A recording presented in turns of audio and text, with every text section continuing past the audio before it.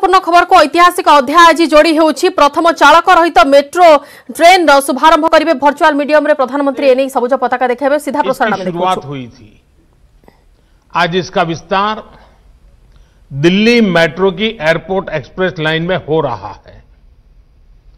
आज का यह आयोजन अर्बन डेवलपमेंट को अर्बन रेडी और फ्यूचर रेडी करने का प्रयास है। साथियों, भविष्य की जरूरतों के लिए देश को आज तैयार करना, आज काम करना, ये गवर्नेंस का अहम दायित्व है। लेकिन कुछ दशक पहले से जब शहरीकरण, अर्बनाइजेशन का असर और अर्बनाइजेशन का भविष्य दोनों ही बिल्कुल साफ था, उस समय एक अलग ही रवैया देश ने देखा। भविष्य की जरूरतों को लेकर उतना ध्यान नहीं था, आधे अधूरे मन से काम होता था, भ्रम की स्थिति बनी रहती थी। उस समय तेजी से शहरीकरण हो रहा है, लेकिन इसके आफ्टर इफेक्ट से निपटने के लिए हमारे शहरों को उतनी तेजी से तैयार नहीं किया गया। परिणाम यह हुआ कि देश के बहुत से हिस्सों में शहरी इंफ्रास्ट्रक्चर की मांग और पूर्ति में बहुत ज्यादा अंतर आ गया। साथियों, इस सोच से अलग आधुनिक सोच ये कहती है, शहरीकरण को चुनौती न मानकर एक अवसर की तरह इस्तेमाल किया जाए। एक ऐसा अवसर जिसमें हम देश में बेहतर इंफ्रास्ट्रक्चर बना सकते हैं, एक ऐसा अवसर जिसमें हम ईज ऑफ लिविंग बढ़ा सकते हैं। सोच का ये अंतर शहरीकरण के हर आयाम में दिखता है। देश में मेट्रो रेल का निर्माण भी इसका एक उदाहरण है। दिल्ली में ही मेट्रो की चर्चा बरसों तक चली, लेकिन पहली मेट्रो चली अटल जी के प्रयासों से। यहां तो मेट्रो सर्विस के इतने एक्सपर्ट्स इस कार्यक्रम में जुड़े हैं, वो भी इसे भली भांति जानते हैं कि मेट्रो निर्माण की क्या स्थिति थी। साथियों, साल 2014 में जब हमारी सरकार बनी, उस समय सिर्फ 5 शहरों में मेट्रो रेल थी। आज 18 शहरों में मेट्रो रेल की सेवा है। वर्ष 2025 तक हम इसे 25 से ज्यादा शहरों तक विस्तार देने वाले हैं। साल 2014 में देश में सिर्फ 248 kilometre 248 kilometre metro line operation थी।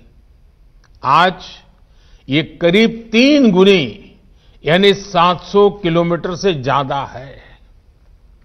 वर्ष 2025 तक हम इसका विस्तार 1700 किलोमीटर 1700 किलोमीटर तक करने का प्रयास कर रहे हैं। साल 2014 में मेट्रो पर सवारी करने वालों की संख्या 17 लाख प्रतिदिन थी। अब यह संख्या 5 गुना बढ़ गई है।